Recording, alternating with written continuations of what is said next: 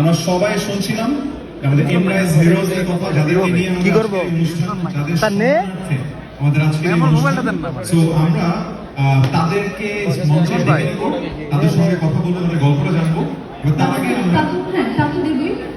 ভাই এমনি ঢোকে কেউ যারা বসে আছেন একটু সুশৃঙ্খল ভাবে যদি বসেন, আমরা সামনে যারা মিডিয়া পার্সনরা আছেন, ক্যামেরা পার্সনরা আছেন, ফুটেজ নেওয়া শেষ হলে অনুরোধ করবো আপনাদের নির্ধারিত জায়গায় চলে যাওয়ার জন্য।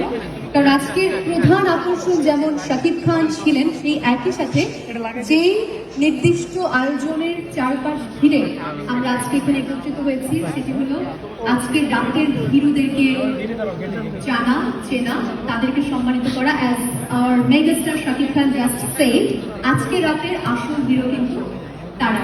So before we announce their names, তাদেরকে আমরা মঞ্চে ডেকে নেওয়ার আগে রাস্তান আমার মনে হয় চলো একটা ডকুমেন্টারি আছে আমাদের, তারা কি করেন।